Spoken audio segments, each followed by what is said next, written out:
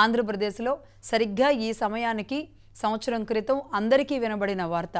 Chandrababu Naidu arrest అయ్యారు. Chandrababu నాయుడుని arrest చేశారు. నంద్యాలలో ఆయన్ని అరెస్ట్ చేశారు. తెల్లవారుజామున 3 గంటల నుంచి పోలీసులు అక్కడ కాపలా కాశారన్న వార్త తెల్లవారే వరకు 7 గంటల వరకు మొత్తం రాష్ట్ర వ్యాప్తంగా 2 రాష్ట్రాలకి వ్యాపించిన పరిస్థితి ఏడాది క్రితం. ఎందుకు అరెస్ట్ చేశారు? ఆయన స్కిల్ డెవలప్మెంట్ ఏదైతే ఉందో ఆయన స్కిల్ డెవలప్మెంట్ కోసం తీసుకున్న చర్యల్లో భాగంగా అరెస్ట్ చేశారు. ఇదంతా అసలు ఎందుకు అరెస్ట్ చేశారు అనేది కూడా ఎవరూ ఆలోచించలేదు. ఆయన ఎక్కడుంటే అరెస్ట్ చేశారు అన్న దాని గురించి ఆలోచించారు. నంద్యాల, కర్నూలు జిల్లా దగ్గర నుంచి మొదలుపెట్టారు. ఆయన ప్రాజెక్టుల సందర్శన మొదలుపెట్టారు. ప్రాజెక్టులు ఎలా ఉన్నాయి రాష్ట్రంలో, ప్రభుత్వం ఎందుకు ఇన్నాళ్ళు పట్టించుకోవట్లేదు, అసలు అన్నమయ్య ప్రాజెక్టు కొట్టుకుపోయిన తర్వాత ఈసారైనా సరే ఇలాంటి విపత్తులు జరగకుండా ఎలాంటి చర్యలు తీసుకోవాలి, ఒక ప్రతిపక్ష నాయకుడిగా బాధ్యతగా ప్రభుత్వానికి సూచనలు చేస్తూ వెళ్ళడానికి తీసుకున్న కార్యక్రమం. ఆనాటి ప్రభుత్వం ఊహించనంతగా చంద్రబాబు నాయుడు గారి కోసం వచ్చిన రైతులు అక్కడ ఆయన ఆవేశంగా రైతుల మొత్తం ఇక్కడ ప్రాజెక్టుల ప్రక్షాళన చేసుకోవాలి అని ఒక పిలుపునివ్వడం, అదేవిధంగా అక్కడ కొన్ని ఉద్యాన పంటలు లాంటివి మనం నిర్మించుకోవాలి అని చెప్పడం, మళ్ళీ ఒక్కసారిగా రాయలసీమ రైతుల్లో ఒక ఉత్సాహం కనబడడం, మళ్ళీ ప్రాజెక్టుల గురించి మాట్లాడే నాయకుడు వచ్చారు, మనం ఏదో కోల్పోయాము అన్న ఒక బాధ వాళ్ళందరిలో కనబడడం, ఇదంతా దానికి అరెస్ట్కి ఒక రోజు ముందంతా జరుగుతూ ఉన్న ప్రక్రియ, 2 రోజుల ముందు నుంచి జరుగుతున్న ప్రక్రియ. సడన్గా ఈ నేపథ్యంలో అంటే ప్రాజెక్టుల విషయంలో ప్రభుత్వం మరి సమాధానం ఎక్కడ చెప్పాల్సి వస్తుంది అనుకున్నారా, లేదంటే ఎప్పటి నుంచో అరెస్టుకు రంగం సిద్ధం చేశారో తెలియదు. కానీ మొత్తంగా ఆయన ఎక్కడైతే స్టే చేస్తున్నారో అక్కడ అర్ధరాత్రి 3 గంటల నుంచి అక్కడ బస్సులను బద్దలుగొట్టి పోలీసులు టీడీపీ శ్రేణులను చెదరగొట్టి అవినాష్ రెడ్డి గారిని అదే కర్నూలులో అరెస్ట్ చేయడానికి సిబిఐ సర్వ ప్రయత్నాలు చేసినా సాధ్యం కాలేదు. కానీ చంద్రబాబు నాయుడు గారిని అరెస్ట్ చేయడం మాత్రం అతి సులువుగా ఆంధ్ర పోలీసులకి అయిపోయిన పరిస్థితి ఉంది. సో అక్కడి నుంచి తీసుకొచ్చారు. సరిగ్గా ఏడాది తర్వాత మనం ఇవాళ చూస్తున్నాం. దాదాపుగా వారం రోజుల నుంచి నీళ్లల్లోనే నానుతూ ముఖ్యమంత్రిగా నీళ్లల్లోనే ఉంటూ ఈ ప్రాజెక్టుల గురించి ఆయన జాగ్రత్తలు తీసుకుంటున్న దృశ్యాలు మనకు కనబడుతున్నాయి. ఆనాడు ఒకవైపు లోకేష్ గారు పాదయాత్ర చేస్తూ అటు గోదావరి జిల్లాల వరకు వెళ్లారు. ఇంకోవైపు ఈయన పోలవరం సందర్శన తీసుకున్నారు చంద్రబాబు నాయుడు గారు. దీనికి బ్రేక్ వేస్తూ ఆనాటి ప్రభుత్వం తీసుకున్న అరెస్టు ఒకే దెబ్బకి ఈ 2 పిట్టలు అన్నట్టుగా అక్కడ లోకేష్ గారి పాదయాత్ర బ్రేక్ క్లోజ్ అయింది, చంద్రబాబు నాయుడు గారి ప్రాజెక్టుల యాత్ర క్లోజ్ అయింది. అరెస్టు మీద ప్రజలు మాట్లాడుకున్నారు, దేశాలు మాట్లాడినాయి, దేశంలో ఉన్న అనేక మంది తెలుగు వాళ్ళు మాట్లాడారు, ఐటీ దిగ్గజాలు మాట్లాడారు, ఫార్మా దిగ్గజాలు మాట్లాడారు, ఎంతో సీనియర్ సిటిజన్లు అక్కడి నుంచి బయటకు వచ్చారు. అదేవిధంగా అందరికంటే ముందుగా పవన్ కళ్యాణ్ గారు ముందుకు వచ్చారు. రాజమండ్రిలో ఆయన్ని అరెస్ట్ చేసి జైల్లో పెట్టిన దగ్గర మొత్తం కూటమి పొత్తుకి 2 పార్టీల పొత్తుకి రాజమండ్రి జైలే వేదికగా మారిన పరిస్థితి ఆనాడు కారణమైంది. సో మొత్తంగా ఇలాంటి ఒక్కసారిగా ఎవరు మర్చిపోరు. ఎలా అరెస్ట్ చేశారు, అరెస్ట్ చేసిన తర్వాత ఎన్ని రోజులు ఆయన్ని శనివారం ఆదివారం 2 రోజులు 9, 10 తారీఖుల్లో బెయిల్ రాకుండా ఎలా ఇబ్బంది పెట్టారు, ఆదివారం అర్ధరాత్రి ఎలా ఆయన రాజమండ్రి జైలుకి తరలించారు, ఆ తర్వాత 53 రోజులు ఎలా ఉంచారు, ఇలాంటి అనేక విషయాలు ప్రజలు ఈ క్షణానికి కూడా మర్చిపోలేదు. సరిగ్గా ఏడాది తరువాత మరి కాలం నిర్ణయమో మరి ఇది ఎలా చూడాలో కానీ ఇదే ప్రాజెక్టులను బాగు చేసుకోవడానికి ఈయన మంత్రిత్వ శాఖ హయాంలో చంద్రబాబు నాయుడు గారి అధికారుల సమక్షంలో స్వయంగా ఏడాది తర్వాత ఈరోజు బురదలో తిరుగుతూ అక్కడ ప్రాజెక్టులను జాగ్రత్తలు తీసుకుంటూ జరుగుతున్న అవకతవకల మీద మాట్లాడుతూ ఈరోజు ఇంత పెద్ద విపత్తుని ఆదుకోవడానికి మళ్ళీ ముఖ్యమంత్రిగా ప్రజల్లో ఏడాది తర్వాత ఆయన ఉన్నారు. మరి ఈ ప్రక్రియని ఎలా చూడాలి? ముఖ్యంగా టీడీపీ శ్రేణులు పార్టీలకు అతీతంగా చంద్రబాబు నాయుడు గారి విజనరీని అభిమానించే అనేక మంది పార్టీలకు అతీతంగా అభిమానించేవారు ఎవరైతే ఉన్నారో వారంతా సెప్టెంబర్ 9, 2023ని గుర్తు చేసుకుంటున్న పరిస్థితి ఉంది. రైట్, దీనికి సంబంధించి మాట్లాడదాం. టీడీపీ నాయకులు సాహెబ్ గారు ఉన్నారు. అలాగే నమస్తే అండి. నమస్తే సాహెబ్ గారు. నమస్తే అండి. అలాగే జడ్జి రామకృష్ణ గారు ఉన్నారు. రామకృష్ణ గారు నమస్తే అండి. నమస్కారం మేడం. నమస్తే అండి. సరిగ్గా ఏడాది క్రితం ఈ ఇన్సిడెంట్ జరగంగానే మీలాంటి వాళ్ళు అనేక మంది అసలు ఈ లా ఏం చెప్పింది, అసలు ఆయన ఎందుకు అరెస్ట్ చేశారు అనే విషయాల గురించి అనేక మంది ఫోన్ లైన్లోకి వచ్చారు. నేను కూడా ఆ రోజు ఫోన్ లైన్స్ తీసుకున్నాను, ఎంతోమందితో మాట్లాడాను. కన్నీటి పర్యంతం అవుతున్న వాళ్ళు, బాధపడుతున్న వాళ్ళు, అసలు ఇదేంటి అరెస్టు అని షాక్కి గురైన వైసీపీ నాయకులు కూడా ఆ రోజు మనం చాలామందిని చూసామండి. రామకృష్ణ గారు ఎలా చూస్తారు? సరిగ్గా ఏడాది తర్వాత ఈ రోజున్న చంద్రబాబు నాయుడు గారు ఆనాడు ఆయన మీద జరిగిన ఆ కుట్రని ఎలా చూస్తారు? లక్ష్మి గారు, ముందుగా మీకు ప్యానెల్లో ఉన్నటువంటి సాహెబ్ గారికి, మన ప్రేక్షకులందరికీ కూడా నా నమస్కారములు. ఒకటి మాత్రం నిజం, ఒక కేసు, ఒక పోలీసు బృందం, దాన్ని ప్రాసిక్యూట్ చేయడానికి ఒక ప్రాసిక్యూటర్, ఆ కేసులో తీర్పులు ఇవ్వడానికి జడ్జీలు, అదేవిధంగా ఈ అరెస్టును సంబరాల రూపంలో చేసుకోవడానికి ఒక పార్టీ, ఆ కన్నీటి పర్వతం అవ్వడానికి ఒక పార్టీ, ఇంత జరిగినటువంటి ఈ ఎపిసోడ్లో ఒకే ఒక కారణం కనపడుతోంది. అది కేవలం ఒక నారా చంద్రబాబు నాయుడు అన్న ఒక పేరు వల్లనే ఈ కేసు ఈ స్థాయికి ఈ విధంగా వెళ్ళింది అనేది నా అభిప్రాయం. ఎందుకంటున్నానంటే, గత 5 సంవత్సరాలుగా ఎంతో కక్ష సాధింపు చర్యతో, ఒక అహంభావంతో పరిపాలన చేసినటువంటి one time CM Jaganmohan Reddy అహంకారానికి, కక్ష సాధింపు చర్యకు పరాకాష్ఠగా మనము చంద్రబాబు నాయుడు గారి అరెస్టును మనం చూసుకోవచ్చు. ఈ మాట ఎందుకంటున్నామంటే, ప్రజాస్వామ్య వ్యవస్థలో ప్రజాస్వామ్యయుతంగా జరగవలసినటువంటి అనేకమైన కార్యక్రమాలను చూసుకోవలసినటువంటి వ్యవస్థలన్నింటినీ నిర్వీర్యం చేసి, వ్యవస్థలను ఏమాత్రము గౌరవించకుండా, ఒక వ్యక్తికి రాజ్యాంగం ప్రసాదించినటువంటి ఒక హక్కును మనము కాపాడకుండా దాన్ని కాలరాస్తూ, ఒక పొలిటీషియన్ అయినటువంటి, ఒక సీనియర్ పొలిటీషియన్ అయినటువంటి, 73 సంవత్సరాల ఒక సీనియర్ సిటిజన్ అయినటువంటి, 14 సంవత్సరాలు రాష్ట్రానికి ముఖ్యమంత్రిగా సేవలు అందించినటువంటి ఒక విజనరీని ఇంత దారుణంగా అర్ధరాత్రి 11 గంటల నుంచి ఉదయం 6 గంటల వరకు వేధించి వెంటాడి నంద్యాలలో అరెస్ట్ చేసినటువంటి ఒక సంఘటన చాలా దురదృష్టకరమైనది. అది ఒక ఏడాది క్రితం జరగడం, దాన్ని మనం మళ్ళీ గుర్తు చేసుకోవడం కూడా చాలా బాధాకరమైనటువంటి సంఘటనగా నేను చెప్తున్నాను. ఎందుకంటే రాజకీయంగా ఎదుర్కోవలసినటువంటి రాజకీయ ప్రత్యర్థులను ఈ విధమైనటువంటి ఒక హింసా ధోరణితో, ఒక చట్టాన్ని అడ్డం పెట్టుకొని, పోలీసు వ్యవస్థనంతా అడ్డం పెట్టుకొని, ఒక ఏమాత్రము గౌరవించకుండా ఈ విధంగా అరెస్ట్ చేసి అతన్ని 53 రోజుల పాటు రాజమండ్రి జైల్లో నిర్బంధించారు. ఈ కేసు పూర్వపరాపాలు మనం చూసినట్లయితే ఏ ఆధారము లేదండి, ఏ ఆధారము లేదు. ఇంతవరకు 1000 కోట్ల స్కామ్ అన్నారు, ఎల్లో స్కాలర్ స్కామ్ అన్నారు, అవినీతి అనకుండా పట్టుకున్నామన్నారు, ఓ స్కామ్స్టర్ అరెస్ట్ చేశామన్నారు, రకరకాల పేర్లు పెట్టి చంద్రబాబు నాయుడు గారిని సాక్షి పత్రికలోను, సాక్షి మీడియాలోను చూపించినటువంటి జగన్మోహన్ రెడ్డి మీడియా గాని, జగన్మోహన్ రెడ్డి ప్రభుత్వం గాని ఒక్క సాక్ష్యము కూడా సంపాదించలేకపోయింది. 1000 కోట్లు అన్నారు, 300 కోట్లు అన్నారు, కనీసం 300 రూపాయలు కూడా చంద్రబాబు నాయుడు గారికి ఈ యొక్క స్కిల్ డెవలప్మెంట్ కార్పొరేషన్ నుంచి అందాయని నిరూపించలేక 22 నెలల పాటు విచారణ చేసినటువంటి సిఐడి వాళ్ళు కేవలం 37వ ముద్దాయిగా చంద్రబాబు నాయుడు గారిని పేర్కొంటూ ఈ విధంగా అతన్ని ఇబ్బంది పెట్టి అనేకమైనటువంటి కష్ట నష్టాలకు గురి చేసి ఈ రోజు ఆ పాప ఫలితాన్ని అనుభవిస్తున్నారు వైఎస్ఆర్సీపీ నాయకులు.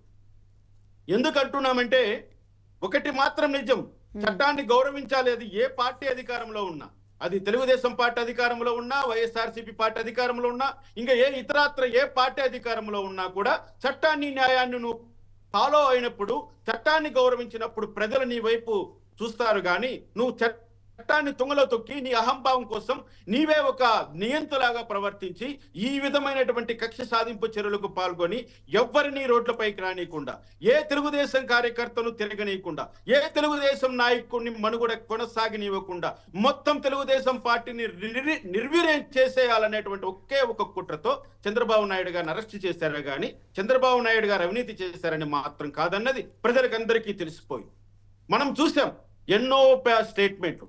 రోజా గారైతే అసలు మిఠాయిలు పంచుకుంటూ వెంకటేశ్వర స్వామిని దర్శించుకొని నా కోరిక నెరవేరింది చంద్రబాబు నాయుడిని అరెస్ట్ చేసిన వాళ్ళ అంటూ ఎగతాళిగా మాట్లాడేటువంటి రోజా గాని, అదే విధంగా మేము తెలుసుకుంటే చంద్రబాబు నాయుడు గారిని కానీ, లోకేష్ గారిని కానీ మేము బ్రతకనివ్వగలమా, వాళ్ళను తొక్కి పాడేస్తామంటూ మాట్లాడినటువంటి సజ్జల రామకృష్ణారెడ్డి గారు కానీ ఈ రోజు ఒక్కసారి వాళ్ళు చేసినటువంటి వ్యాఖ్యలను ఒక్కసారి పునఃసమీక్షించుకోవాల్సిన పరిస్థితి ఏర్పడి, ఎందుకంటే ప్రజలను మన్నన పొందాలి ప్రజాస్వామ్యం, అంతేగాని ఆయనకి ఎలాంటి సరే చాలా మంది ఇప్పుడు జగన్మోహన్ రెడ్డి గారు కూడా అరెస్ట్ అయ్యారు. ఆయనకి ఎలాంటి విలాసవంతమైన జైల్లో ఆయనకి ఎలాంటి విలాసవంతమైన జైలు ఏర్పాటు చేశారు. ఆయన ఆడుకోవడానికి ఎలాంటి టెన్నిస్ కోర్ట్ ఏర్పాటు చేశారు. సతీమణి వెళ్ళినప్పుడు ఎన్ని గంటల పాటు వాళ్ళు మాట్లాడుకోవడానికి అవకాశం ఇచ్చారు. ఎంతమందితో ములాఖత్ అవ్వడానికి ఒక రకంగా పార్టీలో ఎక్కడెక్కడ మొత్తం ప్లాన్ ఆఫ్ యాక్షన్ అంతా అక్కడే కదండి. షర్మిల గారు బయట పాదయాత్ర చేస్తుంటే ఏం నడుస్తుంది, ఎక్కడ నడుస్తుంది, ఏ నియోజకవర్గంలో ఎవరిని నిలబెట్టాలి అని మొత్తం కార్యాచరణ అంతా జరిగింది జైల్లోనే. అంత జైల్లో ద్వారానే జరిపించుకున్న జగన్మోహన్ రెడ్డి గారు చంద్రబాబు నాయుడు గారికి ఒక ఫ్యాను, ఒక ఏసీ కానీ వేడి నీళ్ళు కానీ కూడా ఏర్పాటు చేయకుండా మొత్తం అధికారులంతా అసలు కోర్టు తీర్పు రాకముందే రాజమండ్రి జైలు దగ్గరికి ఆయన లైన్ క్లియర్ చేశారు. తీర్పు వస్తుందా రాదా, ఆయన ఇంటికి వెళ్తారా జైలుకి వెళ్తారా అనే ఒక టెన్షన్ మధ్యలో, కానీ అధికారులు అసలు జడ్జి ఏం చెప్పలేదు, ఏం జరగలేదు. కానీ ఇక్కడ రాజమండ్రి జైలు దగ్గర ఏర్పాట్లు అక్కడ లైన్ క్లియర్ చేయడం చూస్తుంటే అందరికీ అప్పుడే డౌట్ వచ్చేసింది, ఇంత ఘోరంగా మనం చట్టాన్ని చేతిలోకి తీసుకోవచ్చా అన్నట్టుగా. లక్ష్మి గారు, డైరెక్టర్ తను రాసుకున్న స్క్రిప్ట్ ప్రకారము నటుడు నటించాలే గాని లేదంటే ఇంకో రకంగా ఉంటే ఆ డైరెక్టర్ ఒప్పుకోడు, ఆ షాట్ ఓకే కాదు. ఆ విధంగా వాళ్ళు రాసుకున్నటువంటి వికృతపరమైనటువంటి ఒక స్క్రిప్ట్ కు ఆధారంగా ప్రతి వ్యవస్థ పనిచేసింది. పోలీస్ వ్యవస్థ పనిచేసింది, న్యాయ వ్యవస్థ పనిచేసింది, జైలు వ్యవస్థ పనిచేసింది, రోడ్డు రవాణా సంస్థ పనిచేసింది. ప్రతి ఒక్క వ్యవస్థ వాళ్ళు రాసుకున్న స్క్రిప్ట్ జడ్జి గారు తీర్పు ఇవ్వకుండానే మరి ఎవరు చెప్పారో మరి పోలీసులు లైన్ క్లియర్ చేయడం అంటే మామూలు విషయం కాదండి. అసలు ఎక్కడ జరగదు ఇది. ఏం తీర్పు రాబోతుందో ఎవరు ఊహించలేరు. మరి లక్ష్మి గారు, మీరు అవినీతి అధికారుల గురించి మాట్లాడదలుచుకుంటే మీరు ముందర ఉపోద్ఘాతంలో ఒక మాట చెప్పారు. చెల్లపల్లి జైల్లోనో చెంచలగూడ జైల్లో ఉన్నటువంటి జగన్మోహన్ రెడ్డికి అన్ని ఎలా సమకూరాయి? సమకూరుతాయి. ఎందుకంటే అధికారంలో ఉన్న వాళ్ళు, డబ్బు ఉన్న వాళ్ళు, అవినీతి పరులైనటువంటి అధికారులను కొనుక్కొని అధికారుల చేత ఏ విధంగా వాళ్ళ పనులు చేయించుకుంటారో ఈ రెండు ఎగ్జామ్స్ గా పెట్టి మనం ఒక కేస్ స్టడీగా రాబోయే తరాలకు వినిపించవచ్చు. ఎగ్జాక్ట్లీ అండి. ఒక నిమిషం రామకృష్ణ గారు ఇంకా అనేక విషయాలు మాట్లాడదాం. సాహెబ్ గారు, లక్ష్మి గారు నమస్తే అండి. నమస్తే అండి. 53 రోజుల మీ అందరి కష్టానికి కన్నీటికి ఒక రకంగా తీర్పు ప్రజలు ఇచ్చేశారు. ఈరోజు గ్రౌండ్లో నిలబడి ప్రాజెక్టులను బాగు చేసుకోవడానికి, పోలవరం కట్టుకోవడానికి, లేదంటే ఇలాంటి వరదలు వచ్చినప్పుడు అడ్డుగా నిలబడుతూ ప్రజల్ని రక్షించుకోవడానికి చంద్రబాబు నాయుడు గారు సరిగ్గా ఏడాది క్రితం ఈ సమయానికి ఆయన వాహనం ఎక్కించి మేబీ మొదలైంది ప్రయాణం. ఎలా చూస్తున్నారు? ఏమనిపిస్తుంది? లక్ష్మి గారు తమరికి, అదేవిధంగా ప్యానెల్లో ఉన్నటువంటి జడ్జి గారికి, వీక్షకులందరికీ కూడా నా నమస్కారం అండి.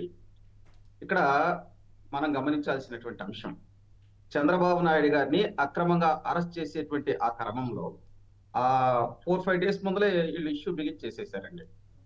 ఈ రాష్ట్రంలో ప్రాజెక్టులు ఏ విధంగా ఉన్నాయని ప్రజలకు తెలియచేయడానికి వెళ్ళారు. ఒక పక్కన అక్రమంగా ఇసుక తవ్వకాలు తవ్వుకోవటం వల్ల కానీ, లేదా రైతులు చాలా ఇబ్బందులు పడుతూ ఉన్నారు, ఈ రాష్ట్రంలో ఉన్నటువంటి దుస్థితి ఒక్కసారి ప్రజలకు తెలియచేద్దామని చెప్పి ఆయన బయలుదేరినప్పుడు పొంగనూరు దగ్గర పెద్ద ఘటన జరిగింది ఆ 2 రోజుల ముందల. అక్కడ కూడా అంగళి దగ్గర, తర్వాత నంద్యాల వెళ్ళినప్పుడు చంద్రబాబు నాయుడు గారు బస్ చేస్తున్నటువంటి అక్కడికి వెళ్ళి కొల్లి రఘురామరెడ్డి సిట్టు అధికారి అతను వెళ్ళిపోయి చుట్టూ కూడా రెక్కి నిర్వహించేశారు. అప్పటికే చంద్రబాబు గారికి అనుమానం వచ్చింది. ఆయన ఒక రోజు ముందర కూడా అన్నారు, నన్ను అరెస్ట్ చేస్తారేమో అని చెప్పి ప్రజలకు తెలియచేశారు, నన్ను అరెస్ట్ చేస్తారు అక్రమంగా. సో ఈ పరిణామంలో ఏంటంటే అక్కడ ఒక యుద్ధ వాతావరణం, మా నాయకులందరినీ కూడా బయటికి పంపించేసేసి దాదాపు 500 నుంచి 750 మంది పోలీసులు వచ్చారండి అక్కడికి. ఆయన్ని కస్టడీలోకి తీసుకుంటారా లేదా అని చెప్పి అనుమానాలు. అక్కడేమో లండన్ నుంచి ఈయనకు ఆదేశాలు వస్తా ఉన్నాయి. ముఖ్యమంత్రి గారు, ఆ రోజున ముఖ్యమంత్రి జగన్మోహన్ రెడ్డి గారు లండన్ లో ఉన్నారు కదండి, ఆయనకి ఇక్కడ విజువల్ చూపిస్తా ఉన్నారు. ఇక్కడ నుంచి జరుగుతున్న తంతండి, ఒక అతను విజువల్ చూపిస్తా ఉన్నారు. ఏకుంజామున ఈయన్ని ఎత్తేసారని చెప్పి ఆయనే చెప్పాడు. ముఖ్యమంత్రి మాటలు చూడండి, నేను లేనప్పుడు ఎత్తేసారు అన్నాడు. సో ఇటువంటి పరిణామాల నేపథ్యంలో ఆయన వాస్తవంగా 40 గంటలు తిప్పుకుంటా తీసుకొచ్చారండి. వాస్తవంగా అరెస్ట్ చేసేటప్పుడు PF. ఎవరికైనా కానీ నోటీస్ జారీ చేస్తారు. ఇదిగోనండి ఈ విధంగా ఈ కారణాల వల్ల మిమ్మల్ని అరెస్ట్ చేయబోతున్నాం అని చెప్పి. చంద్రబాబు నాయుడు గారి విషయంలో అసలు ఏం జరగల. అంటే రాజకీయ కక్షల నేపథ్యంలో ఈ అరెస్ట్ జరిగిందనే మాట వాస్తవం. అరెస్ట్ చేసిన తర్వాత అండి ప్రతి చాట కూడా ఆయన తిప్పుకుంటా తీసుకొచ్చేటప్పుడు వీడియో షూట్ చేయటం. ఈ పోలీస్ అధికారులే ఆ రోజు లైవ్ లో జగన్మోహన్ రెడ్డికి చూపించటం. ఇవన్నీ చూసినప్పుడు వాస్తవంగా మన రాష్ట్రంలోనే కాదండి, పక్క రాష్ట్రాల్లో ఉన్నటువంటి వాళ్ళు కూడా స్పందించారు. వేరే దేశాల వాళ్ళు కూడా అరే ఏంద్రాబాబు ఇది అక్రమంగా అరెస్ట్ చేస్తున్నారు, మరి ఆంధ్రప్రదేశ్ రావణ కష్టం అయిపోతుంది, ఏంది పరిస్థితి, 40 సంవత్సరాల పైచిలకు ప్రజా జీవితం గడిపినటువంటి వ్యక్తి, ఎప్పుడు కూడా చిన్న మచ్చలేనటువంటి వ్యక్తి, అటువంటి వ్యక్తిని అక్రమంగా అరెస్ట్ చేస్తున్నారు, వైకాపా వారికి తగిన గుణపాఠం ప్రజలు చెబుతారని చెప్పి అందరూ అన్నారండి. అన్నట్టుగానే జరిగింది. దీంతో ఈ ప్రధానంగా చూసుకున్నప్పుడు ఏంటంటే ఈ అరెస్ట్ చేసేటప్పుడు మళ్ళీ కొల్లి రఘురామరెడ్డి అత్యుత్సాహం చూపించడం, ఒక పక్కన సిఐడి చీఫ్ సంజయ్ మరి రాజకీయ నాయకులు తీసుకోకుండా ఓటేసుకొని వచ్చాడండి, ప్రెస్ మీట్లు పెడతాం. వాస్తవంగా ఒక కేసు ఏదైనా మూవ్ అవుతున్నప్పుడు కోర్టులో కానీ వీటిల్లో కానీ ఉన్నప్పుడు ప్రెస్ మీట్లు పెట్టకూడదు. అరెస్ట్ చేసినప్పుడు ప్రెస్ మీట్లు పెట్టకూడదు. అవును, ప్రెస్ మీట్ పెట్టి ఒక పక్కన పన్నుగోరు ఆయన గంగా నదికి కృష్ణా నదికి ఏదో చెప్పుకుంటా మరి ప్రజల్ని డైవర్ట్ చేయడానికి చూడటం, ఇవన్నీ చూసినప్పుడు ప్రజలకు క్లియర్ గా అర్థమైపోయింది రాజకీయ కక్షల నేపథ్యంలో చంద్రబాబు గారిని అరెస్ట్ చేశారు, ఆయన అవినీతి చేయలేదు అని చెప్పి ప్రజలు నమ్మారు.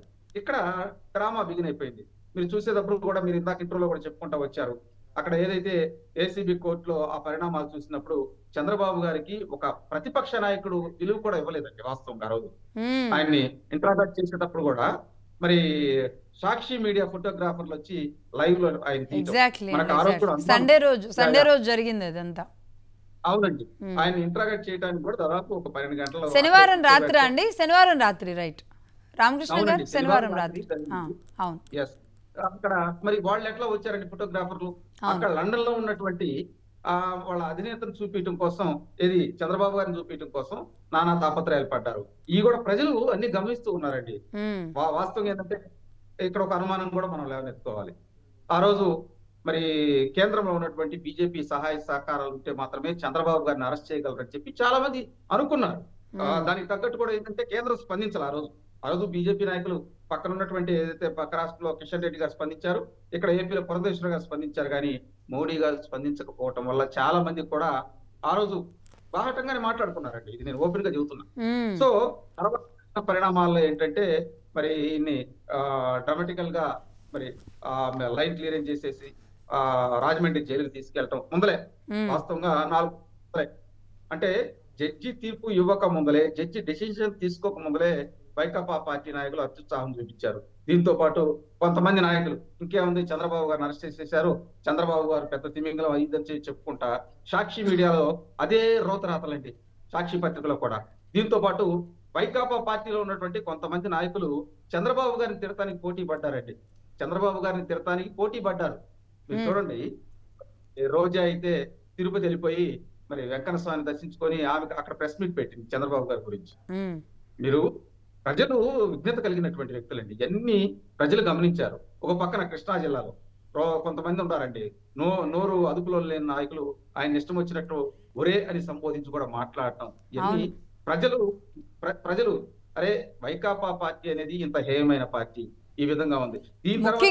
ముఖ్యంగా సజ్జల రామకృష్ణారెడ్డి గారు అనుకుంటా అత్తగారి ఇల్లా ఏంటి ఆయనకి ఫ్యాన్ అవి ఇవ్వడానికి అనేది, భోజనం చేయడానికి ఒక చిన్న టేబుల్ కూడా ఇవ్వలేదని భువనేశ్వరి గారు లోపలికి వెళ్ళి చూసి ఆవిడ బాధపడి బయటకు వచ్చి చెబితే గానీ అర్థం కాలేదండి. ఆయన అంటే కుర్చీలో కూర్చోనో లేదో కింద కూర్చోనో ఆయన అలా ఒళ్ళో పెట్టుకొని భోజనం చేసేలాంటి పరిస్థితి ఉంటే ఎంత దారుణం అండి. లక్ష్మి గారు, ఈ పరిణామాలు ఇవన్నీ గమనించారు ప్రజలు. పవన్ కళ్యాణ్ గారు ఇక్కడికి రావడానికి ఆయన బేగంపేట ఎయిర్పోర్ట్కి వెళ్తే నువ్వు ఆంధ్రప్రదేశ్కి వెళ్ళడానికి వెళ్ళలేదు అని చెప్పి అక్కడ ఆయన అరెస్ట్ చేయటం, తర్వాత ఆయన రోడ్ మార్గంలో వచ్చినప్పుడు మరి విజయవాడ దగ్గర అదే మనకి ఆంధ్ర బోర్డర్ దగ్గర ఆయన చాలా యాగి చేయటం, ఆయన విజయవాడ రావటం, అరెస్ట్ చేయటం అవన్నీ జరిగినాయి. సో ఈ పరిణామాల నేపథ్యంలో ఏంటంటే చంద్రబాబు గారిని వీళ్ళు అక్రమంగా అరెస్ట్ చేశారనేది ప్రజల్లోకి బలంగా వెళ్ళిందండి. మన రాష్ట్రంలోనే కాదండి, దేశ దేశాల్లో వాళ్ళు కానీ చాలా మంది రాజకీయ నాయకులు స్పందించారు. ముఖ్యంగా మరి సూపర్ స్టార్ రజనీకాంత్ ఆయన వాస్తవంగా బయటకు వచ్చేసి అరే నా మిత్రుడు ఆత్మాభిమానం కలిగినటువంటి వ్యక్తి, ఎక్కడ అవినీతి చేయనటువంటి వ్యక్తి, నేను బాస్ట్గా ఉంటానని చెప్పి రజనీకాంత్ గారు ఆ రోజు మాట్లాడటం కూడా చాలా అసలు గర్వించదగ్గ విషయం. ఎందుకంటే ఆయన పదే పదే మీడియా ముందుకు వచ్చి చెప్పటం, సూపర్ స్టార్ రజనీకాంత్ గారు వచ్చారని చెప్పి ఈ వైకాపా పార్టీలో ఉన్న వాళ్ళు మొత్తం కూడా ఆయన్ని హేళన చేయటం, ఆయన మీద వ్యంగ్యంగా మాట్లాడటం, అవును ఈ ఎమ్మెల్యేలు మంత్రులు కూడా మాట్లాడారండి. ఈ పరిణామాల నేపథ్యంలో మీరు అన్నట్టు రాజమండ్రి సెంట్రల్ జైలు తీసుకెళ్ళినప్పుడు అక్కడ అరకొరక వస్తువులండి, అక్కడ ఉండేటువంటి రూమ్ దగ్గర నుంచి ఆయన ఆరోగ్యం మీద కూడా కొన్ని మనకు అనుమానాలు వచ్చినాయి. డాక్టర్లను ఎవరిని పంపించకుండా ఆయనకి చాలా ఇబ్బందులు గురి చేశారు. దీంతో పాటు ఆ పాత రూమ్ లో సరైనటువంటి ఫ్యాన్ కూడా లేదండి అక్కడ.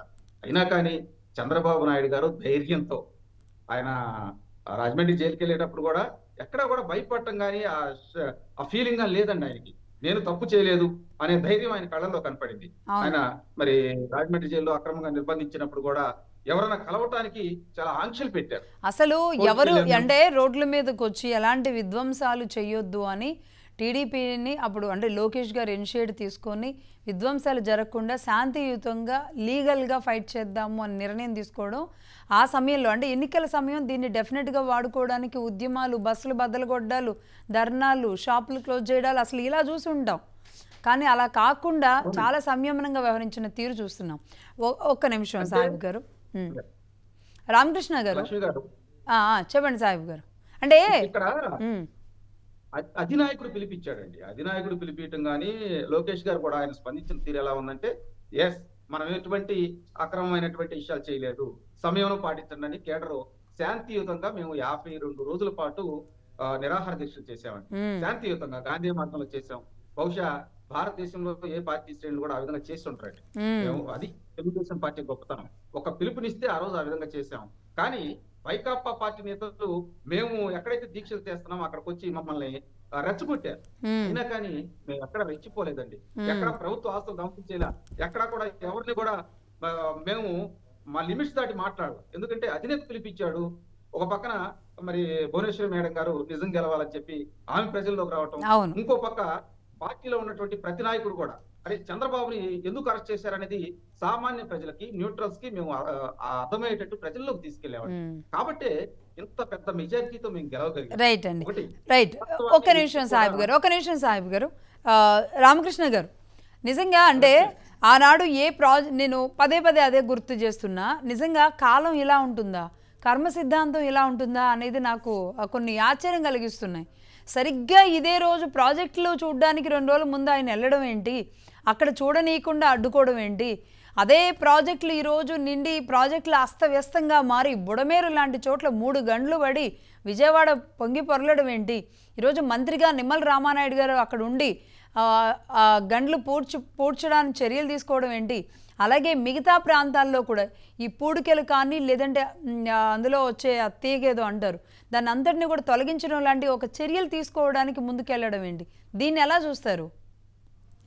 లక్ష్మి గారు, ముఖ్యంగా ఏదైతే ఈ నీటిపారుదల వ్యవస్థలు ఉన్నాయో, ఏవైతే పంట కాలువలు ప్రాజెక్టులు ఉన్నాయో వాటిని ఎప్పటికప్పుడు మనము సరైన పద్ధతిలో నిర్వహించుకోకపోతే ఇటువంటి ప్రకృతి విపత్తులలో ప్రాణాలు కోల్పోవస్తుంది, ప్రజలు నష్టపోవలసి వస్తుందని ఆ రోజు ఆయన ఊహించినట్లుగా నేను భావిస్తున్నాను. ఎందుకంటే ఆయన బయలుదేరింది ఆ రోజు ప్రాజెక్టుల సందర్శన కోసం. నిర్లక్ష్యం అయిపోతున్నటువంటి నీటి పారుదల వ్యవస్థను గాడిలో పెట్టాలని, ప్రభుత్వం మొద్దు నిద్రపోతున్నటువంటి ప్రభుత్వాన్ని మేల్కొల్పాలని, రైతుల పట్ల ప్రభుత్వం తన యొక్క బాధ్యతను నిర్వర్తించే విధంగా ఆయన కార్యాచరణను నిర్మించుకొని ఆయన ప్రాజెక్టుల సందర్శనకు ఆ రోజు రాయలసీమకు రావడం జరిగింది. అందులో భాగంగానే ఆయన నంద్యాలలో ఉన్నప్పుడు ఆయన అరెస్ట్ చేయడం కూడా జరిగింది. ఆ రోజు చంద్రబాబు నాయుడు గారి యొక్క పర్యటన విజయవంతంగా కానీ జరిగి ఉండింటే ఈ రోజు ఈ బుడమేరుకు ఈ పరిస్థితి వచ్చిండేది కాదని నేను అభిప్రాయపడుతున్నాను. ఎందుకంటే ఈ నిర్వహణ లోపాలను ఆయన ఎత్తి చూపుతూ వచ్చాడు. రాయలసీమలో అనేకమైనటువంటి ప్రాజెక్టులు సంబంధించినటువంటి అంశాలను ఎత్తి చూపాడు. ఆయన ప్రోగ్రాములో భాగంగా ఎప్పుడైతే అటు కోస్తాకు ఉత్తరాంధ్రకు కూడా వెళ్ళవలసి ఉందో ఆ కార్యక్రమాలన్నింటినీ కూడా జరగకుండా ఆయన అక్రమంగా అరెస్ట్ చేయడం జరిగింది.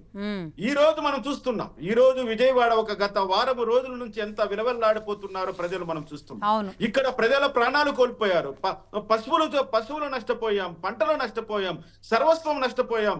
అసలు అది ఆహాకారాలు అవి చూస్తూ ఉంటే ఈ రోజు చంద్రబాబు నాయుడు గారు సీఎం గా ఉన్నారు కాబట్టి ఈ మాత్రమైన ప్రజలు ఆ విధంగా అక్కడ ఊపిరి పీల్చుకోగలిగారు. కానీ అదే విధంగా ఈ యొక్క వన్ టైం సీఎం గాని అక్కడ ఈ రోజు సీఎం గా ఉండింటే ఆ ఆహాకారాలు మనము చూడడానికి కూడా చాలా భయాత్మకంగా ఉండేది. చాలా దారుణంగా ఉండేది.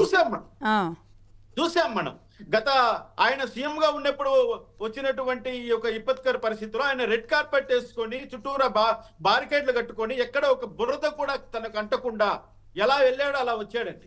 ఈ రోజు మనం చూస్తున్నాం చంద్రబాబు నాయుడు గారు అసలు మోకాల లోతు నీళ్లలో ఒక మెడ వరకు వస్తున్న నీళ్లలో అర్ధరాత్రి అనకుండా అపరాత్రి అనకుండా తను ఆ విధంగా పర్యటన చేయడం, తన యొక్క మంత్రివర్గాన్ని అంతటినీ అక్కడ ఆయన ఉత్తేజపరచడం, వాళ్ళకందరికీ కూడా సరైన బాధ్యతలు అప్పగించడం, ఎవరిని నిద్రపోనీయకుండా పని చేయించడం, ఒక్క ప్రాణ నష్టం జరగకూడదు, ప్రజలు ఎవరూ ఇబ్బంది పడకూడదు అంటూ ఆయన చేస్తున్నటువంటి ఈ అవిరామమైనటువంటి కృషిని చూసినప్పుడు ఒక కృషివలుడైనటువంటి ఒక వ్యక్తి ఒక రాష్ట్రానికి సీఎం గా ఉంటే ఆ రాష్ట్ర ప్రజలు ఎంత సేఫ్ హ్యాండ్ లో ఉన్నట్లు ఫీల్ అవుతారో ఈ రోజు మనం ఎగ్జాంపుల్ గా ముఖ్యంగా అండి ఇప్పుడు ప్రకాశం బ్యారేజ్ దగ్గర కూడా ఒక కుట్ర జరిగింది అని కొల్లు రవీంద్ర గారు ఇవాళ చెప్పారు.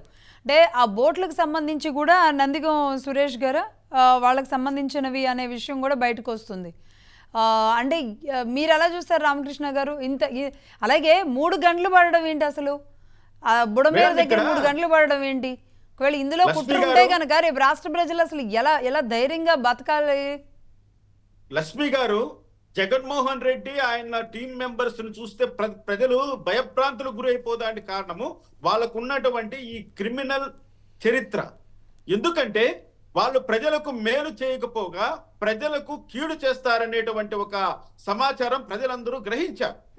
ఈ రోజు ఇంతగా వరదలు వచ్చి కృష్ణానది అంతగా ఉప్పొంగి అంత విపరీతమైనటువంటి ప్రవాహం ఉన్నటువంటి ఆ సమయంలో ఆ ప్రకాశం బ్యారేజ్ను కూడా కూల్చివేయాలి, ఆ గేట్లను కూడా మనము ధ్వంసం చేయాలనేటువంటి ఒక కుట్ర పన్ని ఒకేసారి అన్ని 5 బోట్లను ఒక్కసారిగా వదిలిపెట్టడము, ఆ విధంగా అవన్నీ కూడా ఒక్కదానికొకటి టైఅప్ కలిసి కట్టేశారండి. ఇది చూడండి, ముఖ్యంగా ఇక్కడ ఏదైనా ఒక బోట్లో 2 బోట్లో కొట్టుకురావడం అనేది సహజం, ఎవరు దాన్ని కాదనలేదు. కానీ ఈ బోట్లన్నిటికీ కూడా గొలుసులేసి కట్టి ఒక్కసారిగా వదిలి ఆ యొక్క గేట్లకు వాళ్ళు డాష్ ఇవ్వడానికి ప్రయత్నం చేసి ఆ గేట్ కొట్టుకొని పోయే విధంగా ప్లాన్ చేశారంటే అంటే ఒకటి ఉందో చూడండి. అంటే ఇక్కడ వీళ్ళ పని వీళ్ళు చేసుకుంటూ ముందుకు వెళుతున్నా ప్రతిపక్షంలో ఉన్న వాళ్ళు ఈ విధంగా కూడా అడ్డుకోవచ్చా? అంటే ఈ విధంగా కుట్ర పన్నే అవకాశాలు ఉంటాయా? బోట్లు తగిలితే ఒకేసారి 4 బోట్లు తగిలినప్పుడు ఆ గేట్ ఇరిగిపోయేలాంటి పరిస్థితులు ఉంటాయా? ఖచ్చితంగా. ఇప్పుడు ఆయన నిపుణులైన కన్నయ్య నాయుడు గారు చెప్పారు కదా, అవి మామూలుగా బండర్స్ తగిలినాయి కాబట్టి సరిపోయింది, కానీ డైరెక్ట్ గా వచ్చి గేట్ కి హిట్ చేస్తే గేట్ ఖచ్చితంగా కొట్టుకెళ్ళిపోయాడు గేట్లన్నీ. ఇక్కడ ఒకటి గమనించాలి మనం, ప్రతిపక్ష నాయకుడుగా కాకపోయినప్పటికీ ఒక ముఖ్యమంత్రిగా పనిచేసిన వన్ టైం సీఎం గా కూడా నువ్వు ప్రజల పట్ల బాధ్యతాయుతంగా నువ్వు వ్యవహరించలేదు. కనీసము బాధితుల కోసం ఒక పులిహోర పట్లం కూడా నీ పార్టీ కార్యకర్తలు పంచలేకపోయారు. అక్కడ మేము అంటున్నది ఏంటంటే, అధికారం ఉంటేనే నువ్వు చేస్తావా? అధికారంలో ఉన్నప్పుడు కూడా చేయనటువంటి పనులు కనీసం ప్రతిపక్షంలో ఉన్నప్పుడు కానీ నీ పార్టీ శ్రేణులు కానీ మీ పార్టీ నాయకులు కానీ ఒక మంచి సందేశం ఇచ్చి వాళ్ళందరినీ కూడా సహాయ కార్యక్రమాల్లో పాల్గొనేటట్లు చేయవలసిన నీవు ఆ పనిని పక్కన పెట్టి ఇటు కుట్రలకు దారితీస్తావా? కరకట్టను ఎక్కడ తెంచేస్తారంటూ రేంబగులు మంత్రులు అక్కడ కావలి కాసేటువంటి దుర్భరమైన స్థితిని ఈ రోజు మనం చూస్తున్నామంటే ఇంకా మనకు ఎలా ఉండాలి రక్షణ? ఇటువంటి క్రిమినల్స్ అందరూ కూడా అండమాన్ నికోబార్ దీవుల్లో ఉండాలే కానీ వీళ్ళెవరు కూడా ఆంధ్రప్రదేశ్ లో ఉండకూడదు. మేము అదే అంటున్నాం. వెంటనే రెడ్ బుక్ ఓపెన్ చేసి ఇటువంటి క్రూరులందరినీ కూడా జైల్లో పెట్టి వాళ్ళు మళ్ళా ప్రజల్లో తిరగనివ్వకుండా ఇటువంటి కుట్రలకు దారి తీయకుండా మనం నిరోధించవలసిన అవసరం ఈ రోజు Telugu Desam party, Janasena party, Bharatiya Janata party గుర్తించాలి. ఇంత విపత్కర పరిస్థితుల్లో కూడా వాళ్ళు ఇంత క్రిమినల్ గా వాళ్ళు ప్రవర్తిస్తున్నారు కాబట్టి వాళ్ళకి సరైన గుణపాఠం చెప్పాలి, వాళ్ళకి బుద్ధి చెప్పాలి, వాళ్ళని తీసుకెళ్లి జైల్లో పెట్టాలి, కానీ వాళ్ళు ప్రజల్లో తిరగనివ్వకూడదు. ఆయన వెళ్ళాడు బురద రాజకీయాన్ని. ఎందుకు వెళ్ళాడండి ఆ రోజు? ఆయన ఏం మాట్లాడుతున్నా ఒకసారి చూసారా? ఆ బుడమేర మీద అసలు అవగాహన లేదు. కృష్ణానదికి వెళ్ళి నాకు ఒకటి అనిపిస్తోంది, అసలు క్యూసెక్ అంటే ఏమో తెలియకుండా, టిఎంసీ అంటే ఏమిటో తెలియకుండా, ప్రవాహ ఏగాన్ని ఎలా అంచనాయాలో తెలియకుండా, ఏ విధంగా ఈ క్రైసిస్ మేనేజ్మెంట్ ఎలా చేయాలో తెలియకుండా 5 సంవత్సరాల పాటు ముఖ్యమంత్రిగా చేసినటువంటి ఘనత ఈ యొక్క జగన్మోహన్ రెడ్డికి చెల్లుతుందని నేను అంటున్నాను. రైట్ రామకృష్ణ గారు, సాహెబ్ గారు విజువల్స్లో చూస్తున్నాం ఆనాడు రాజమండ్రి జైలు నుంచి పరామర్శించి బయటకు వస్తున్న తొలిసారి బయటకు వస్తున్న పవన్ కళ్యాణ్ గారు బ్లాక్ షర్ట్లో ఉన్నారు, లెఫ్ట్ సైడ్ బాలకృష్ణ గారు, రైట్ సైడ్ లోకేష్ గారు. నిజంగా అంటే మేబీ మర్చిపోరేమో ఆ రోజును కూడా. బయటకు వచ్చిన తర్వాత అన్ఎక్స్పెక్టెడ్గా ఆయన కలిసే వెళతాం అని చెప్పడం ఒక్కసారిగా, అంతేకాదు అరెస్ట్ అవ్వగానే ఆయన వెళ్ళి అడ్డంగా ఆయన ఆపుతున్న వాళ్ళని రోడ్డుకు అడ్డంగా పవన్ కళ్యాణ్ గారు ఆ రోజు నిలువరించడం అంటే ఖచ్చితంగా అగ్రెసివ్గానే జరుగుతున్న అన్యాయాన్ని ఎదిరించి ఇక్కడ దాకా వచ్చిన మీరు, ఇప్పుడున్న మీ కూటమి సరిగ్గా ఈ కుట్రలు ఏవైతే జరుగుతున్నాయో మీరు అధికారంలో ఉన్నప్పుడు కూడా సరే, ఆనాడు అధికారంలో ఉన్నప్పుడు కనీసం ఎండింగ్లో జరిగినాయి. ఏది వివేకానంద రెడ్డి గారి హత్యని మీ మీద వేయడం, లేదంటే కోడికత్తిని మీ మీద వేయడం లాంటివన్నీ కూడా ఎండింగ్లో జరిగినాయి. కానీ డే 1 నుంచి ఏదో కుట్రలు జరుగుతున్నాయి అన్న వార్తలు వస్తున్న నేపథ్యంలో వీటిని నిలువరించడానికి అంతే ఆవేశంగా ఎందుకు వెళ్ళలేకపోతున్నారు? లక్ష్మి గారు, ఇక్కడ కొన్ని అంశాలు మనం మాట్లాడుకోవాలి. చంద్రబాబు గారిని అక్రమంగా అరెస్ట్ చేసినప్పుడు వారి కుటుంబ సభ్యులు ప్రవర్తించిన తీరు అద్భుతం అండి. చంద్రబాబు నాయుడు గారు సతీమణి భువనేశ్వర్ గారు కానీ, లోకేష్ గారు కానీ, వాళ్ళు ఎక్కడ కూడా ఆక్రోశం వెళ్ళగక్కల. మీరు ఆ రోజు మీరు ముఖ్యమంత్రిగా ఉన్నటువంటి జగన్మోహన్ రెడ్డిని అరెస్ట్ చేసినప్పుడు వాళ్ళ అమ్మ, భార్య పోలీసులను తోసేసి పోలీసులను కొట్టి నానా యాగి చేశారు హైదరాబాద్ లో రోడ్డుకి అడ్డంగా. అవును, మొత్తం అందరూ జైలు దగ్గర కూర్చొని వారు ఇక అవును అంటే ఆ కుటుంబానికి ఈ కుటుంబానికి వ్యత్యాసం నుంచి కంపేర్ చేస్తున్నానండి. భువనేశ్వర్ గారు బయటకు వచ్చి లేదు మేము న్యాయ పోరాటం చేస్తామన్నారు. లోకేష్ గారు నేను న్యాయ పోరాటం చేస్తానని చెప్పి ఆయన ఒక పక్క ఢిల్లీ వెళ్ళారు.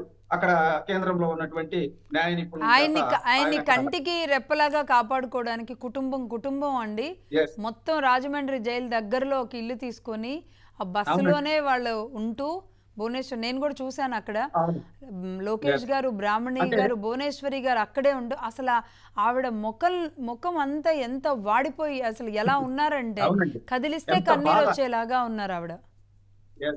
అంటే ఒకటండి, భువనేశ్వర్ గారు కూడా న్యాయం గెలవాలని చెప్పి ఆమె అక్కడ ఉండి పార్టీ శ్రేణులకి ఎప్పటికప్పుడు అబ్జర్వేషన్ లేదు స్టార్టింగ్ లో అసలు ఆవిడ ఏ విషయం పార్టీ శ్రేణులతో కానీ ఎవరితో కానీ ఏం మాట్లాడలేదు. ఆ తర్వాత తప్పని పరిస్థితి వచ్చింది. కానీ స్టార్టింగ్ లో ఆవిడని కదిలించాలంటే కూడా అంత బాధతో ఆవిడ అలా ఉన్నారు. ఇంకా మనవణ్ణి గుర్తించుకొని ఆవిడ కన్నీటి పర్యంతం అయ్యారు. అవునండి. అంటే ఆ రెండు కుటుంబాలకి ఉన్న కంపారిజన్ అదండి నేను చెప్పేది. ఇక రెండో అంటే ఆయన్ని అక్రమంగా అరెస్ట్ చేసినప్పుడు కూడా ఏసీబీ కోర్టులో కొన్ని నాటకీయ పరిణామాలు ఏదైనా కానీ అసలు ముందులో తెలియకుండానే జడ్జిమెంట్ రాకుండానే వైకాపా పార్టీ నాయకులు ప్రెస్ మీట్లు పెట్టారు. పోలీసులు లైన్ క్లియర్ అని చేసి ఆయన తీసుకెళ్లడం, నానా యాగించేయటం ఇవన్నీ చేయటం. ఒక పక్కన వైకాపా పార్టీ శ్రేణులు స్వీట్లు పంచుకోవటం, సంబరాలు చేసుకోవటం ఇవన్నీ చేశారు. అంటే ఇది రాజకీయ కక్షల నేపథ్యంలో అక్రమంగా చంద్రబాబు గారిని అరెస్ట్ చేశారు. మొట్టమొదట 3,200 కోట్లు అన్నారు, తర్వాత 18 కోట్లు అన్నారు, తర్వాత లేదు 1,250 కోట్లు అన్నారు, లేదు తర్వాత 300 కోట్ల నుంచి 170 కోట్లు అన్నారు, తర్వాత 10 కోట్లు అన్నారు. ఇవన్నీ అసలు అక్కడ కొనవలసి దాకా అయితే ఆయన యాక్షన్ మామూలు లేదండి. అసలు ఏదో ఈయన అసలు ప్రపంచంలోనే గొప్ప లాయర్ లాగా అసలు ఈయనేదో ఛేదించినట్టు ప్రెస్ మీట్లు పెట్టేసి అది ఇది కొంత లేని మాటలు అంటే ఆ విధంగా మాట్లాడారండి. వాళ్ళ మాట్లాడే విధానాన్ని ప్రజలు చేదరించుకున్నారండి. అరే చంద్రబాబు గారిని ఈ విధంగా అక్రమంగా అరెస్ట్ చేసి మీరు ప్రెస్ మీట్లు పెట్టారా? ప్రెస్ మీట్లు పెడతారండి ఎవరు? అధికారులు, లాయర్లు వాళ్ళ చేత ప్రెస్ మీట్లు పెట్టించి ఢిల్లీ పంపించి ఢిల్లీలో ప్రెస్ మీట్, హైదరాబాద్ లో ప్రెస్ మీట్. ఇవన్నీ ఎలా ఉన్నాయంటే ఈ రాష్ట్రమే కాదండి, దేశంలోనే కాదు ప్రపంచంలో ఉన్నటువంటి తెలుగువారు, తెలుగుదేశం పార్టీ అభిమానులు, చంద్రబాబు నాయుడు గారిని ఇష్టపడే నాయకులందరూ కూడా, ఆ వ్యక్తులందరూ కూడా బయటకు వచ్చి పెద్ద ఎత్తున ఇది తప్పు అని చెప్పి ఖండించారు. హైదరాబాద్ లో పెద్ద మీటింగ్ పెట్టారండి. ప్రొఫెషనల్ వింగ్స్ వాళ్ళు ఎవరైతే ఉన్నారో మరి చంద్రబాబు గారిని అరెస్ట్ చేసినప్పుడు మీరు ఇక్కడ గమనించాల్సినటువంటి అంశం ఏంటంటే ఎవరైనా ఒక నాయకుడిని అరెస్ట్ చేస్తే అతని అక్రమాలు ఇంకోటో బయటపడతాయి. చంద్రబాబు గారిని అరెస్ట్ చేస్తే ఆయన ఎంతమంది పేదవారికి సహాయం చేశారు, ఎంతమంది విద్యార్థులకు సహాయం చేశారు, ఆయన వచ్చిన తర్వాత ఎంత అభివృద్ధి జరిగింది, తెలుగు రాష్ట్రాలు ఆయన చేసినటువంటి సేవలు ఏంటి, ముఖ్యమంత్రిగా ఆయన ఏమి విజయాలు సాధించారు, అవన్నీ బయటకు వచ్చినాయండి. అది చంద్రబాబు గారి యొక్క వ్యక్తిత్వం. చంద్రబాబు గారి యొక్క వ్యక్తిత్వాన్ని ఆ రోజు వీళ్ళు అరెస్ట్ చేసే ప్రజలకు తెలియజేశారండి. రామకృష్ణ గారు అప్పుడు పదే ఓ మాట అనేవాళ్ళు, కడిగిన ముత్యంలాగా ఆయన బయటకు వస్తారు, కడిగిన ముత్యంలాగా బయటకు వస్తారు అని. నిజంగానే అదే విధంగా బయటకు వచ్చారు. ఆ తర్వాత అసలు దాని గురించి ఆ కథ, కమీషు, ఆ అల్లికలు అవి కూడా సరిగ్గా అల్లలేకపోయారు. నిజానికి సరే జరిగిందేదో జరిగింది, ప్రభుత్వం ఇబ్బంది పెట్టాలి అనుకుంది. బట్ అది మీకు ప్లస్ అయింది. ఈరోజు ఈ విపత్తుని ఎదుర్కోవడం, ఇప్పుడు కొల్లు రవీంద్ర గారు చెప్పిన ఇన్సిడెంట్ని కూడా నేను గుర్తు చేస్తున్నా. మేబీ మీరు కూడా అదే ప్రాంతం అనుకుంటా. ఎలా ఇప్పుడు దీన్ని ఎలా చూడాలండి? లక్ష్మి గారు, ప్రకృతి విపత్తులు వచ్చినప్పుడు ఎవరైతే ప్రధాన ప్రతిపక్ష నేత ఉంటారో వాళ్ళు ప్రజల్లోకి వెళ్ళి ఆ పాలక పక్షం యొక్క లోపాలు చెబుతూ ఉంటారు. ఇక్కడ ఆహారం అందలేదండి, ఇక్కడ చెరువులు గంటలు పడుతున్నాయి, కాలువకు గంటలు పడుతున్నాయి, ప్రజలు ఇబ్బంది పడుతున్నారని చెప్పి. జగన్మోహన్ రెడ్డి అనేటువంటి వ్యక్తి దీనికి క్వైట్ ఆపోజిట్ అండి. అతను ఏదో బెంగళూరు ప్యాలెస్ నుంచి వాళ్ళ నాన్న సమాధి దగ్గరికి వెళ్ళి ఇక్కడికి వచ్చి ఏదో కాసేపు షో చేశారు. అది అది చేయట్లేదు, ఇది చేయట్లేదు, నేనే ఈ రిటైనింగ్ వాల్ కట్టాను. దాని గురించి కాదు అంటే కుట్ర అనేది, అంటే దాని గురించి మనం దాదాపుగా వారం రోజుల నుంచి మాట్లాడుతూనే ఉన్నాం. ఈ కుట్ర కోణం అనే దాకా పరిస్థితులు వెళుతున్నాయి అంటే మీరు ఎలా ముందుకెళ్ళగలుగుతారు అంటున్నా. ఖచ్చితంగా. అంటే నేను వాళ్ళ మనస్తత్వం, వాళ్ళ నాయకుల మనస్తత్వం చూస్తున్నానండి. దీంతో పాటు ప్రధానంగా ఏంటంటే ప్రధానంగా అక్కడ గండ్లు 3 పట్టడానికి కారణం ఏంటంటే బుడమేరులో ఇసుక తవ్వకాల వల్ల. గత ప్రభుత్వం ఇసుక తవ్వకాల వల్ల అండి. మేము 456 కోట్ల రూపాయలు 2018-19లో బుడమేరుకు శాంక్షన్ చేసామండి. ఆ కట్టల బలోపేతం చేయడానికి కానీ, అక్కడ ఉన్నటువంటి ఆ బర్డ్స్ ఏదైతే ఉన్నాయో వాటిని బలోపేతం చేస్తూ దాదాపు 200 కిలోమీటర్లు ప్రయాణించి ఇక్కడికి కోర్స్ లో వచ్చేసి అవి రివర్స్ టెండరింగ్ అని చెప్పి జగన్మోహన్ రెడ్డి అధికారంలోకి వచ్చిన తర్వాత అన్ని కూడా రివర్స్ టెండరింగ్ అని చెప్పి ఆ డబ్బులు ఏం చేశారో ఎవరికి తెలియదు. సో ఈ పరిణామ నేపథ్యంలో అన్ఎక్స్పెక్టెడ్ గా మరి విజయవాడకి వర్షాలు రావటం, విజయవాడకి హెవీ రైన్స్, దాంతో పాటు పైనుంచి కొన్ని లక్షల క్యూసెక్లు మరి కృష్ణా రివర్ లోకి రావటం, ఎన్ని పరిణామాల నేపథ్యంలో విజయవాడ ప్రాంతం అల్లాడిపోయారు వాసులందరూ కూడా. ఆ ప్రాంత వాసులు మేము 1 డే నుంచి అండి, చంద్రబాబు గారు ఏంటంటే శనివారం ఆ రోజు ఇష్యూ జరిగినప్పుడు కూడా ఆయన అధికారులతో మాట్లాడి అందుబాటులో ఉన్నటువంటి అధికారులని ఆగమేఘాల మీద అక్కడికి రప్పించడం, ఆర్టీజీఎస్ అప్పటికే పనిచేయట్లా. గత ప్రభుత్వంలో రియల్ టైం గవర్నెన్స్ అని ఉండేదండి. ప్రకృతి వైపరీత్యాలు కానీ ఏదైనా ప్రమాదాలు సంభవించేటప్పుడు ఆ చుట్టుపక్కల ప్రాంతంలో ఉన్న వాళ్ళకి మొబైల్ అలర్ట్స్ కానీ, ఆ చుట్టుపక్కల ప్రాంతంలో ఉన్నటువంటి వాళ్ళని అధికారుల చేత హెచ్చరికలు జారీ చేయడం చేసేవాళ్ళు. కానీ వైకాపా ప్రభుత్వం వచ్చిన తర్వాత ఆ వ్యవస్థ అసలు పనికిరాదని పక్కన పడేశారండి. మళ్ళీ చంద్రబాబు గారు విజయవాడ కలెక్టర్ ఆఫీస్ లో కూర్చొని వీటన్నిటిని గాడిలో పెట్టి, ఒక పక్కనేమో మేము ఎంత పని చేస్తున్నా కానీ వైకాపా పార్టీ వాళ్ళు రాజకీయ కుట్రలు చేయటం, అసలు ఏమీ లేదు ఈ ప్రభుత్వ వైఫల్యం వల్లే వచ్చిందని చెప్పి ప్రజలు నమ్మటానికి వాళ్ళు తాత్పర్యపడుతున్నారు. కానీ ఒక్కడికి సహాయం చేసిన పాపన పోలేదండి. ఇక్కడ ఇప్పుడు మేమేంది యుద్ధ ప్రాతిపదికమైన ఎన్డీఆర్ఎఫ్ బృందాలను తీసుకొచ్చాము, ఆర్మీ వాళ్ళని తీసుకొచ్చాము. ఆ ఏదైతే 3 కట్టలు దిగినాయో ఆ 3 కట్టలను కూడా మళ్ళీ వాటిని పూర్తి చేయడం జరిగింది. నిమ్మల రామానాయుడు గారు అయితే పాపం ఆయన 3 రోజులు నిద్ర ఆహారాలు లేకుండా ఆ కట్టల చుట్టూ తిరిగారండి. ఆయన ఎక్కడెక్కడ గండ్లు పొడ్చాలి, ఎక్కడెక్కడ ఏం చేయాలని చెప్పి ఆ ఇంజనీరింగ్ అధికారులను కూడా పిలిపించుకొని ఆయన అక్కడే ఉండి బ్రహ్మాండమైనటువంటి వర్క్ చేశారు. దీంతో పాటు లోకేష్ గారు కూడా ఆయన నావిగేషన్, జీపీఎస్, ఆర్టీజీఎస్ పర్యవేక్షణలో అద్భుతంగా పనిచేశారు. ఇక్కడ ఉన్నటువంటి వాళ్ళు కూడా ఏంటంటే చాలా మంది స్వచ్ఛందంగా మేము సహాయం చేస్తామని బయటకు రావటం, అదే విధంగా దేశ విదేశాల్లో ఉన్న వాళ్ళు కూడా అరే ఆంధ్రప్రదేశ్ లో ఈ విధంగా ఫ్లడ్స్ వచ్చినాయి, మేము కూడా ఆర్థిక సహాయం చేస్తామని ముందుకు రావటం, అక్కడ ఉన్నటువంటి ప్రజలు ఇబ్బందులు పడకుండా కూడా ప్రభుత్వం తీసుకునేటువంటి నిర్ణయాలని అందరూ కూడా గర్వంగా చెప్పుకోవాలి. ఎందుకంటే ఏదైనా నాయకుడు ఇష్యూ వచ్చినప్పుడు గతంలో మరి జగన్మోహన్ రెడ్డి గారు ఏరియల్ సర్వే అని చెప్పి ప్రకృతి వైపరీత్యాలు వచ్చినటువంటి 4 రోజులకి హెలికాప్టర్ లో తిరిగేవాడండి. అంచనాలు వేయటం కానీ ఇటు కానీ. అప్పుడు జరిగినటువంటి వరద నష్టం ఇప్పుడు కూడా ఇవ్వలేదండి లక్ష్మి గారు. కనీసం ఆ రోజు ఈస్ట్ వెస్ట్ గోదావరిలో బాగా పంట నష్టం జరుగుతూ ఉంటే పరదా పట్టలు ఇవ్వడానికి కూడా ఆ రోజు ముఖ్యమంత్రి చేతులు రాలేదండి. ఆయన బయటకు వచ్చి గొప్ప గొప్ప మాటలు చెప్పేవాళ్ళు, పేదలు పెత్తందారులు అని చెప్పి గొప్ప గొప్ప మాటలు చెప్పేవాళ్ళు. ఇవన్నీ చూస్తూ ఉంటే ఏంటంటే చంద్రబాబు గారి దగ్గర ఒక ఇష్యూ ఉందండి. ఆయన గొప్ప రాజకీయవేత్త కాదు. ప్రతిపక్షంలో ఉన్నప్పుడు బ్రహ్మాండంగా ఆలోచిస్తాడు. పాలక పక్షంలోకి వచ్చిన తర్వాత ఏదైనా ప్రకృతి వైపరీత్యాలు ఏదైనా జరిగినప్పుడు తన కుటుంబ సభ్యులే ఇక్కడ ఉండారు అనేటువంటి ఆ ఫీలింగ్ తో అక్కడే ఉంటాడు ఆయన. రాడు. మీరు గతంలో విశాఖపట్నం జరిగిన ఉదుత్ తుఫాన్లో కావచ్చు, నిన్న జరిగిన ఈ పరిణామాల నేపథ్యంలో కావచ్చు, ఏది విజయవాడ పరిసర ప్రాంతాల్లోని ఆయన తిరుగుతూ అధికారులను ఎప్పటికప్పుడు అలర్ట్ చేస్తూ నేను మీకున్నానని భరోసా ఇస్తూ, ఒక పక్కన ఆహారం అందుతుందా లేదా, చిన్నపిల్లలు ఉన్నారు వాళ్ళ యొక్క పరిస్థితి ఎలా ఉంది, అదే విధంగా అనారోగ్యంతో చాలా మంది వృద్ధులు ఉన్నారు వాళ్ళ పరిస్థితి ఏంటి, ఇంకో పక్కన కలెక్టర్లందరినీ పిలుచుకొని ఎవరికి అడ్డంకులు లేకుండా మనం ఏ విధంగా సహాయ చర్యలు చేయాలి, ముంపు ప్రాంతాల్లో ఉన్నటువంటి వాటర్ ఏ విధంగా కిందకి పోవాలి, అదే గొప్ప ప్రకాశం బ్యారేజ్ దెబ్బతింది 69వ గేట్ దగ్గర, దాన్ని ఏ విధంగా చేయాలని ఆయన ఉన్నటువంటి కన్నయ్య నాయుడుతో ఆయన సంప్రదింపులు జరుపుతూ బ్రహ్మాండమైనటువంటి వర్క్ చేశారండి.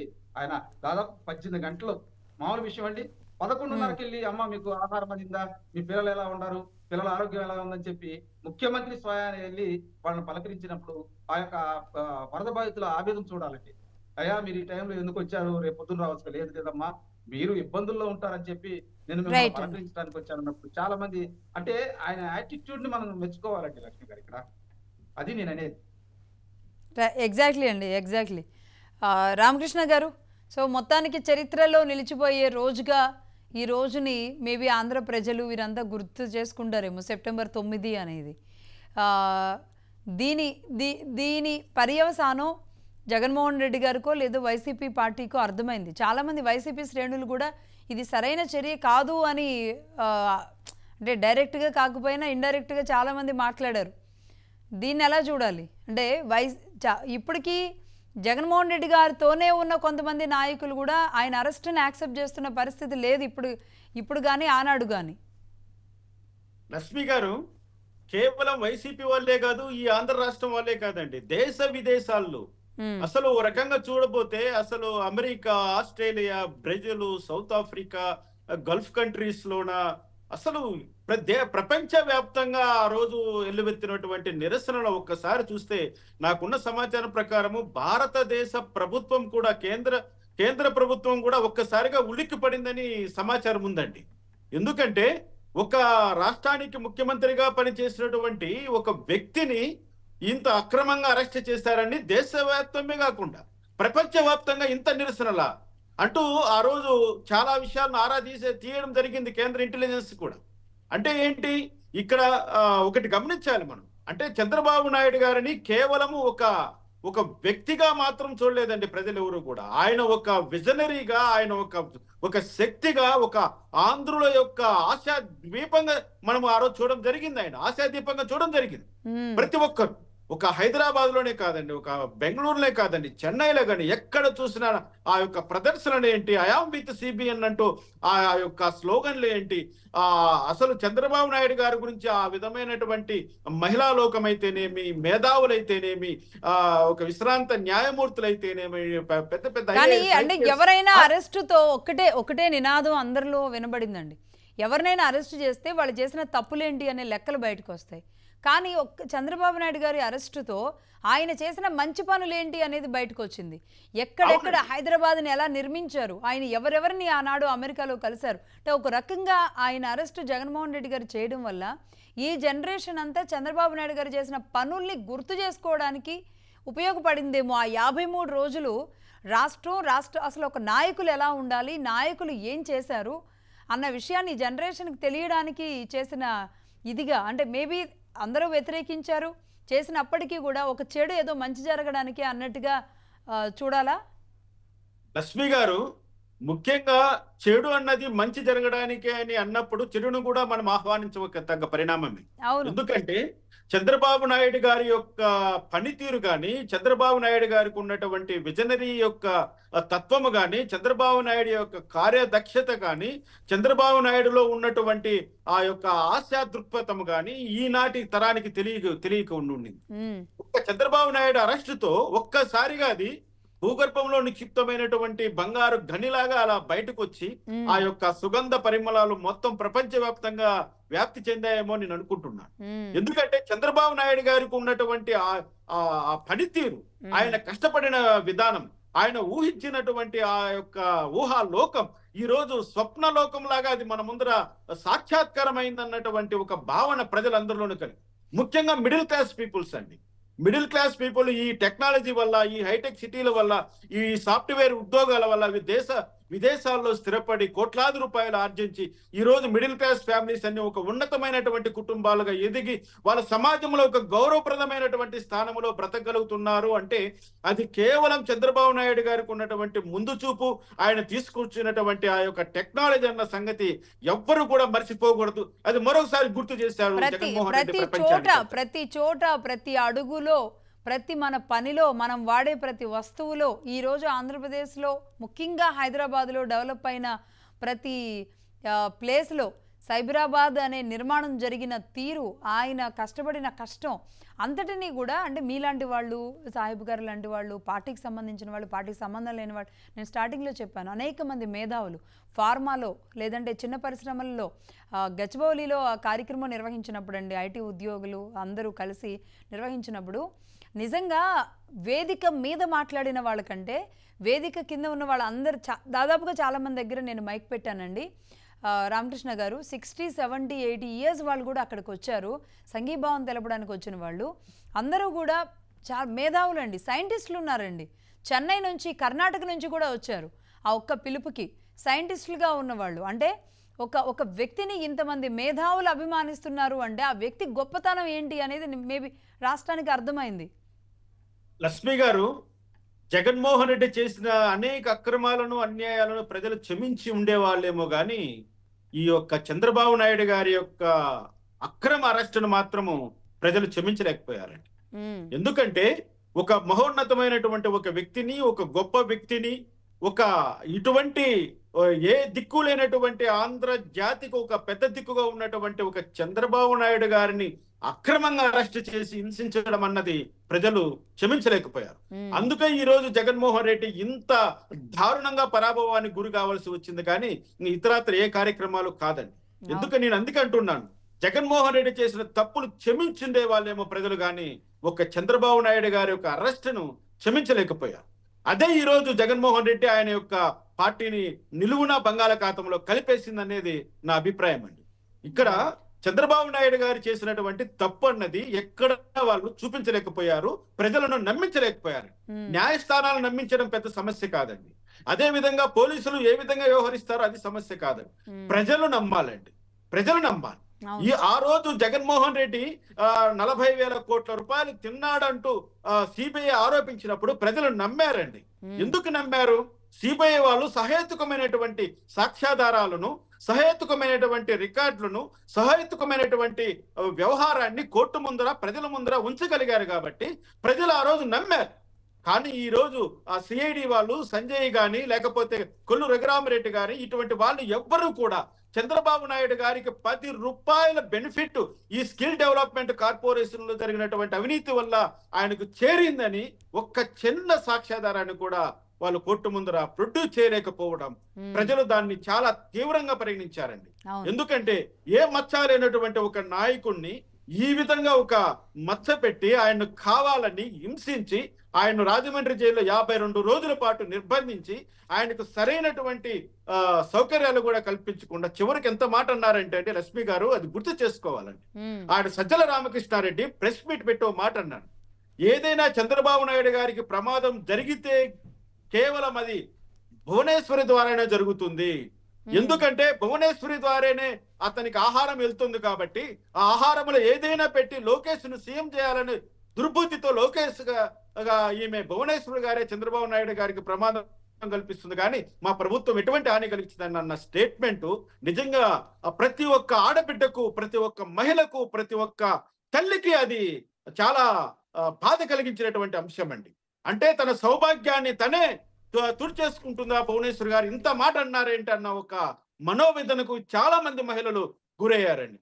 అందుకే ఆయన రిలీజ్ అయిన రోజు ఆయన 4:45 రాజమండ్రిలో బయలుదేరితే ఆయన ఇంటికి చేరడానికి ఉదయం 6 గంటలు టైం పట్టిందంటే ఆ దారిలో రాత్రి అనక అందరూ స్త్రీలు కూడా రోడ్డు పైన పండుకొని రోడ్డు పైన నిలబడి చంద్రబాబు నాయుడు గారికి ఆ విధంగా సంఘీభావం ఇవ్వడం చరిత్రలో ఎక్కడ చూడలేదండి. నేను చెప్తున్నా, చరిత్రలో ఎక్కడ చూడలేదండి.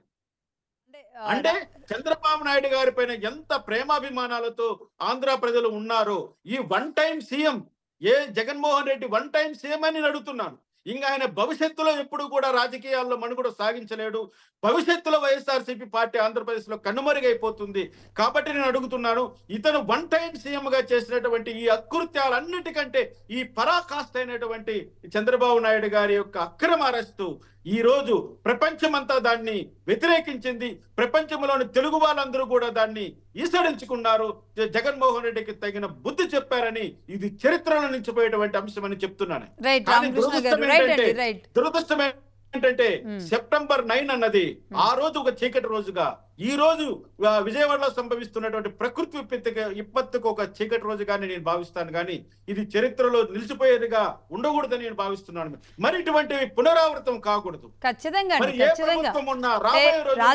రాజకీయాలు ఏమైనా ఉండొచ్చు, నాయకులుగా వాళ్ళు ఏమైనా తప్పు చేయొచ్చు, చట్టాన్ని, న్యాయస్థానాల్ని, అడిషనల్ అడ్వకేట్ జనరల్ని, మొత్తం వ్యవస్థలన్నిటినీ కనుసన్నల్లో పెట్టుకొని కావాల్సిన వాళ్ళని కావాల్సినట్టుగా అరెస్ట్ చేసేలాంటి ప్రక్రియలు ఏవైతే ఉంటాయో వాటిని ఫుల్ స్టాప్ పడాలని మాత్రం మనం కోరుకుంటామండి. ఖచ్చితంగా ఇది మేబీ రాజకీయంగా ఎంతో యుద్ధమైనా ఉండొచ్చు, కానీ ఇలా చేసిన దాన్ని మాత్రం ప్రజలు, ముఖ్యంగా తెలుగు వాళ్ళు, ఆంధ్ర ప్రజలు స్వాగతించారు. ఆంధ్రానే కాదు, తెలంగాణ ప్రజలు కూడా దీన్ని యాక్సెప్ట్ చేయలేకపోయారు. నాకు తెలిసిన అనేక గ్రామాల్లో కూడా దాన్ని యాక్సెప్ట్ చేయలేకపోయారు.